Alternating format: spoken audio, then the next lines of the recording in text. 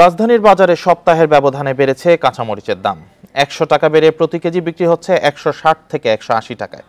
চড়া দামের জন্য সরবরাহ সংকটের অজুহাত বিক্রেতাদের। আলু, পেঁয়াজ সহ অন্যান্য সবজির দামের তেমন স্বস্তি নেই। আলুর কেজি ৬০ আর পেঁয়াজ বিক্রি হচ্ছে ৮০ টাকা দরে। কমেনি মুরগির দামও। ব্রয়লার মুরগির কেজি ২২০ টাকা আর সোনালী মুরগি বিক্রি হচ্ছে ৪০০ টাকা কেজিতে। দেশের ১ নম্বর গ্লুকোজ ব্র্যান্ড গ্লুকোম্যাক্স টি একই এনার্জিতে এলো নতুন প্যাকে।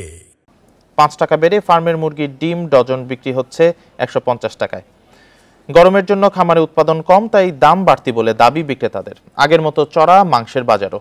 গরুর মাংস বিক্রি হচ্ছে ৭৮০ থেকে ৮০০ টাকায় আর খাসির মাংসের কেজি ১১০০ টাকা।